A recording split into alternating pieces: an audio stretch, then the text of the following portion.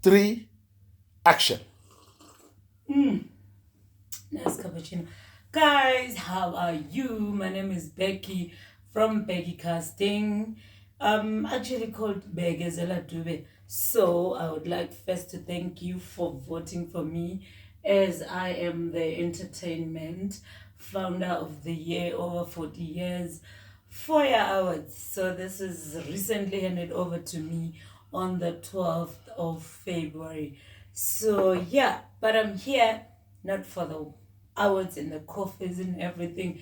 We are talking about the workshop, the upcoming workshop in Durban, the upcoming workshop in Joburg, about the project that we're going to be having. I don't like mentioning the name because it's intellectual property for other people, but you all know what you applied for. Whatever you applied for is what we're still busy with, and we're starting to shoot from probably May, if not end of April. It can take 4 months, which is May, June, July, August. That's a good 4 months. It's a good time for people to work and make money and be famous at the same time. But before we get to that, there is so much going on, so much questions, so much confusing. Why is the venue in Nwangoma? Why is the venue there? Okay, guys, I'm here to sort all that out. I would like to appreciate you all for coming to the photo shoot. You came in thousands, and that was a lot of people in one day in one place. We had planned initially to do a workshop and a photo shoot at the same time, but you all saw that we couldn't accommodate you in one place so that we can workshop you. Even the photo shoot was a challenge, but some of you have seen your pictures. They are beautiful. And I will sort this picture thing now before it gets out of hand, because some of you were complaining, I didn't see my picture on Facebook. Why is my picture? Well, you know what I'm saying? You all must cry to your mommy. Duh. So here is the good thing. The reason why we did not send all the pictures, because we took over 5,000 pictures, and I just needed a few to post on our page to show what we're working on. But all your pictures that you took went to the production. As I'm talking to you, they are busy selecting where you're gonna be, because there are many paramounts, so they have to decide ukuthi this person falls under umthetho, this person falls under indwendwe, ndwandwe, this false person falls under mahlubi. You know what I'm saying? So that is the whole purpose of taking your pictures. And you on your side, you were committing, while we were committing with you, that there's a job coming up, but we need your pictures to go and represent to the directors and the production company that we have people, they have applied and they want to do this job. We gave you guys the theme, the dress code. We gave you guys the looks, that you must look natural, because this is an epic historic show. So you have to look natural, you have to wear my badge and all those kind of things. And your pictures are with the production. So before I say much, I want you to know that wherever you are, if you took your pictures with Becky Casting photo shoot, kusho ukuthi sisazokudinga, sisazokufuna. So you cannot come ku-photo shoot usinike iy'thombe zakho, and then thina siyithathe sihambe nazo kuma-direct na-production company, sibatshele ukuthi nabo abantu baze basayine namafomu ukuthi bazosebenzisana nathi, bese ungabi khona. Kusho ukuthi sinamanga-ke thina zobe usebenzisa kabuhlungu. Ngiyazi it's a problem ukuthi sithe kune-workshop and you have to pay 150, but unfortunately ngiwumuntu omnyama, ngumuntu wesifazane, iBecky onwayimina, ngina-partner, nginani. So it's hard for me to fund into ezifana nalezo, ukuthi nje ngizovela ngilande i-venue yabantu aba-1,000 ngiyikhokhela from my pocket. I don't do any other business. I'm into casting. I survive by supplying actors in all production companies. So nami ngiyahereza, I'm also a hustler. That is why ngincengile ukuthi bafethu help me and pay just 150 so that I can cover the expenses for the workshop, ngikhokhe ivenue. Abanye, they are complaining ukuthi why senitshintsha umhla ka-2 March to 23 March. We actually giving you guys time. I couldn't have confirmed a venue without paying for it. The main reason why I had to change the dates around is because we didn't have much money to pay for the venue. So now I had to change to 23 March because when I looked at the numbers of the people that have paid, there was now hope ukuthi we can afford to pay the venue and the logistics that goes around the workshop, because for you it's just to come and attend, but for me it's to arrange it, pay venue, have people doing admin, security and all that is a cost, and that is where your 150s are going to. And then kunamafomu ke, some of you filled the forms and some of you did not, and a copy is expensive. That cannot be on me. That is why ngithi umuntu akazele ne-5 rand yakhe and get your form and fill it in. We have your details. It will be easy for us to create a database and call you. If we don't get you, we can call your next of kin. Yes. So I'm not going to workshop you guys lana ku video because ngiyakuthanda ukukhuluma mina mase ngiqalela ngistop. So I just want you guys to be comfortable ngokuthi i-workshop iyeza and yenzelwani. We want to teach you ukuthi mawusesetting kumele wenze. We want to teach you ukuthi yini kahle kahle le esingayo. Number 3, we want to tell you, because ngiyanithanda bafethu, akekho sewangibuza ukuthi kanti sohola malini. This is the first time this ever happened, because every time people apply for jobs when acting, how much is my rate sohola malini? But ke angakatholi nomuntu oyedwa ongibuza ukuthi ngiyohola malini. Kuyangijabulisa ke lokho because kubonisa ukuthi you are interested more kusho than kwenza imali and all this. But the good news is that there is money to be made. So nizokhokhela, but how will you know uzokhokhelwa malini? By coming to the workshop. Kuzobe kunabantu be-production who are into the casting team abayibo abaniqashayo aba-expect ukuthi manifika lapha nenze lokhu nalokhu nalokhu nalokhu. I cannot tell you this Guma WhatsApp group or whatever. You need to attend the workshop so that we can talk about those things. Nibuze imbuzo. You know what I'm saying? We need to groom you. Most of these shoots in Nizoben, you understand what I not good no naked, but most of the time amabela phandle, obaba, izifuba ziphandle, nama 6-pack and all those things. So we need to groom you towards those kind of things. Sizwanani with this shoot akusile egqoka ama-jacket nama-suit. It's gonna be traditional, and ngamaZulu, most of you knows this. That's actually the main reason sifuna amaZulu, because ichichi la kwaZulu angeke nibe nenkinga yokuhamba phandle ngamabele, because it's their culture, it's their pride. But umuntu owumpedi or umXhosa uzoba nenkinga nalokho. So unless you can relate to that, then you are welcome ukuthi sisebenzisane nawe.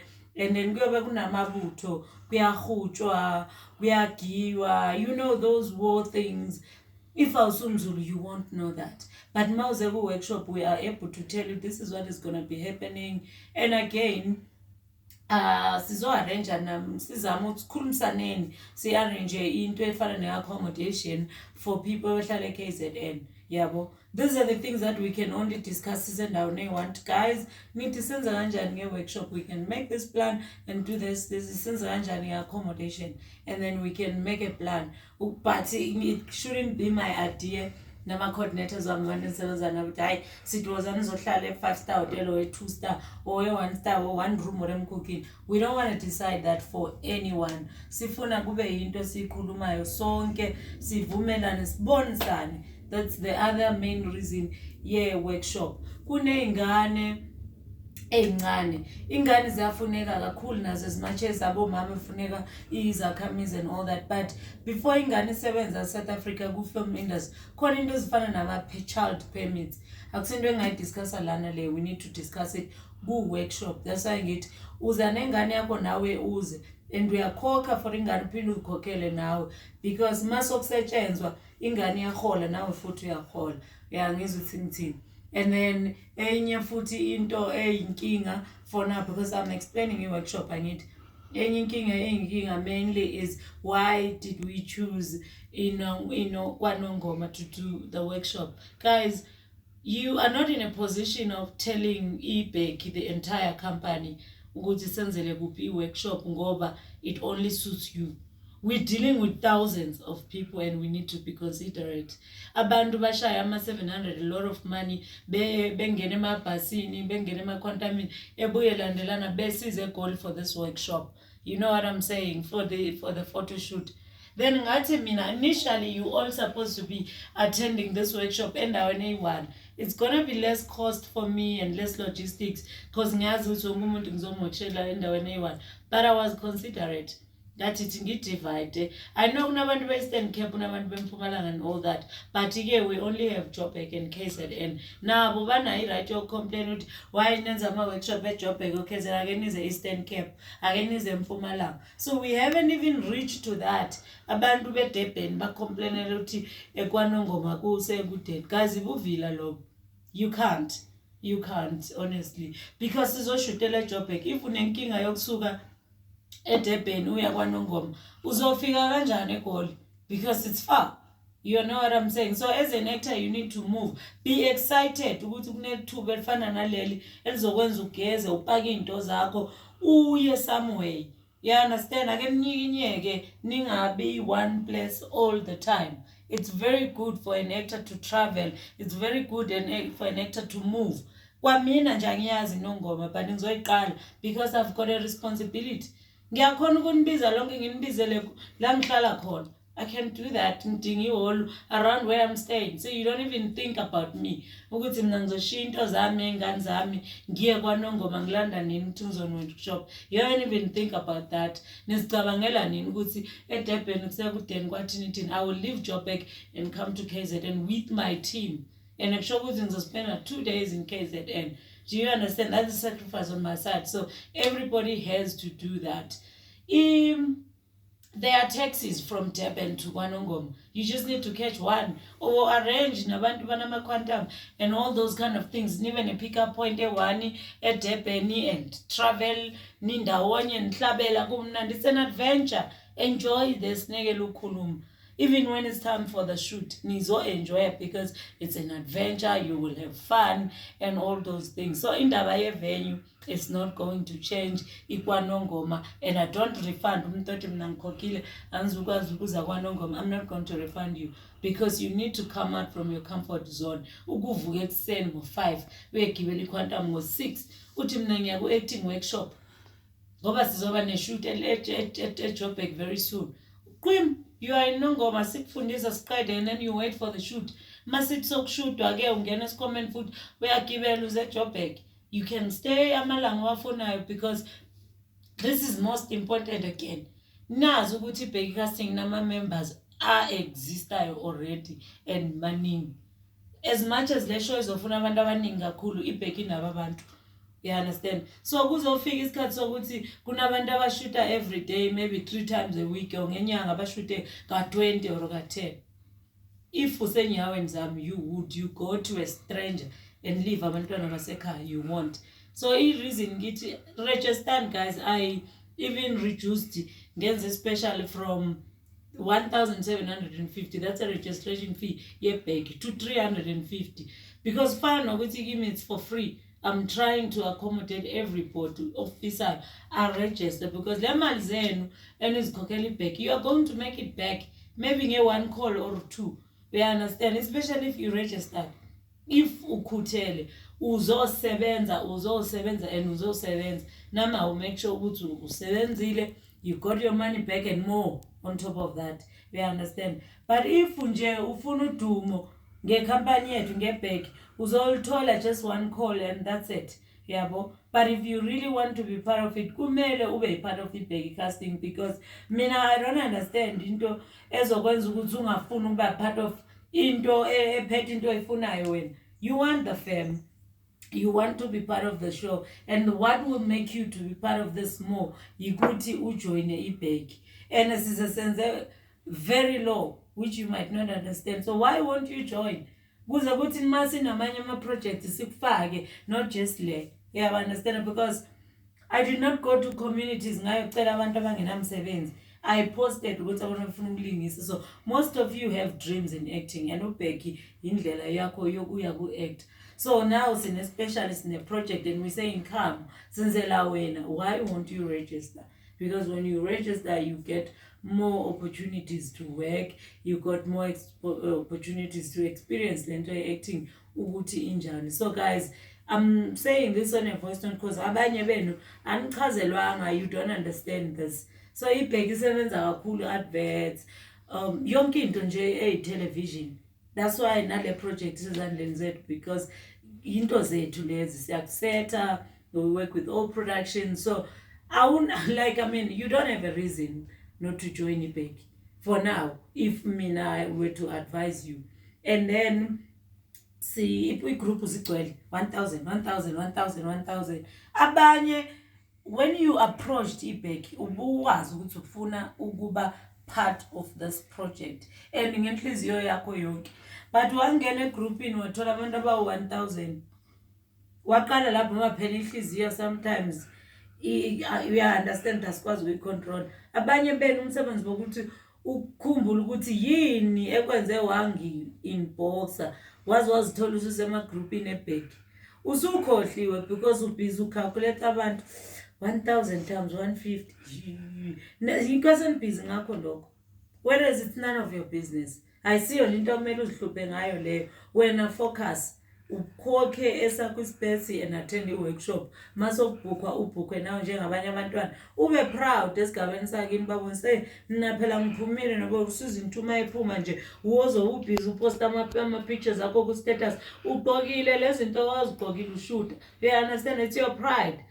You cannot deny yourself that, because when usubhizi uzifaka kweyami business, you can't, you awukwazi, because awukwazi ngiqale nini lento, awukwazi sizenza malini nanini. Just don't even count that, because ngiyazi ukuthi abanye nihlukumezwa yilokho. Abanye nijoyine nje egroupini uku-inbox abanye, hayi lo mama lo yasihlupha, lo mama sesitshintsha ivenue, lo mama wenza imali ngabantu, lo mama isikama. Ubhizi nje ngokuhleba nje because wena ublocker ikusasa yabanye abantu unknowingly. Ubhizi lokuba reportela nalabo abantu because abazazi sebemamela wena-ke manje ukuthi yabona nje sendaweni erong uphuma la.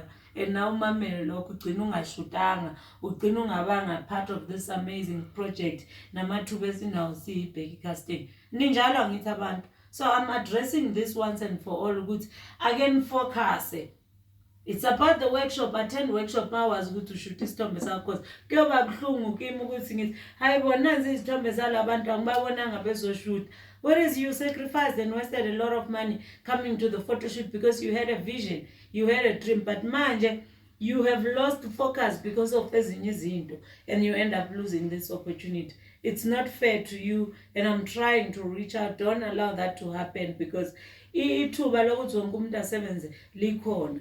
It's just you being focused. Niyangizwa ukuthi ngithina ngithi other questions engiwathola. Yeah, ngikhulumile ukuthi if you can't go to where our venues are and you have paid, kumbula, you are not paying for me to eat your money. I paid for the venue already. Before ngizobhala ama-poster when what we call this, where my addresses and all that, it means I've paid and secured for the venue. So you can't come to me besothi ngicela refund mina ngizokufika kwaNongoma. You are going to lose that money, or sacrifice uhambe ku-workshop. You won't lose anything, and still sacrifice workshop uzosebenza, because you won't lose anything. So I think I've addressed the main serious questions that people had, because I'm not going to be workshopping you guys lana efonini. But I just want you to be clear ukuthi this workshop kumele ni attend. Sizonitshela ngeshow, sizonitshela ngokuthi sebenza kanjani. It's a must that you attend. That was for the general, and now I'm going to be addressing ama-members eBecky Casting. Ayikho into engizoyisho, just that niyeza ku-workshop nizosayina ama-contracts amatsha. Sikhathele ngokugcwala nabantu ku-database. iBecky sinabantu abawu-5,000, whereas in that 5,000 only 500 are active. I know ukuthi iBecky inkulu iyatrenda kwathini. You just want to be part of it, but think about me. Think for me, mina engikhona ukuthi ngenzani ngawe mina. What do you have to offer iBecky?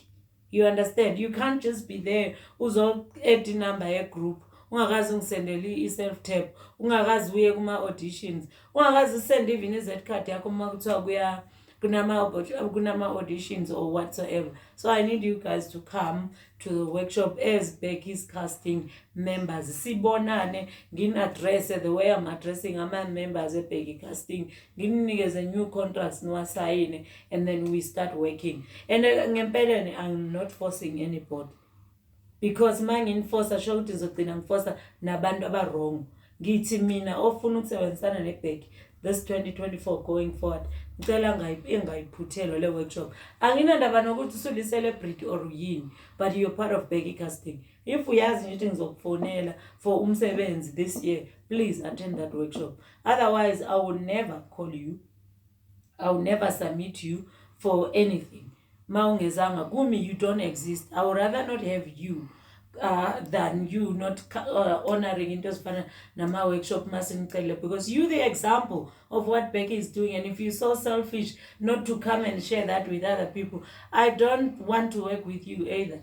I want you guys to come ngobunengi benu. Githi lo bani wakuphi kulo role. It's just a one day thing. So manning is not selfish, you are not fair, because you need to inspire other children. Ukuthi hayibo uBecky now musu nabantu abafana nalaba nami I'm part of this. Show ukuthi kunethemba. It's not about me, it's about inspiring abanye abantu with what Becky casting and you have achieved. So I'll see into mele sinegotiate le, and the amount is 150. So affordable. You come with that ne 500 yeform yakho and done. Ngasho futhi ngathi abantu beBecky, because you coming for a workshop, it's not like nizokwenza i-photo shoot yale nto esizoyenza. I want that difference. Whatever, look at me, I look beautiful, this is my t-shirt. You understand? I said those who can afford, because a lot of people have been asking me, how do I get a t-shirt here big? And it's a golf t-shirt. This is a branding. Akusinto zamahara les, you pay for this. So when I'm saying 250 is because I will have to order logistics in drive, ngiyothenga nama t-shirt in drive, ngiyowanikeza abantu aba-printer. All that is my time, and I'm just doing it for you ukuthi ugqoke i-t-shirt ebag. We understand? So if you are paying that 250, you are just covering the expenses towards i-t-shirt le ebag, brand way. Yabo? So you need that. Even sokushootwa ekuseni makuthiwa kuyashootwa, because when you come to set niyajinja nigqoke impahla zokushoota on set, you can leave your house ugqoke i-t-shirt eBecky casting and a tight or short or trouser or whatever, then you are safe, because we can identify you.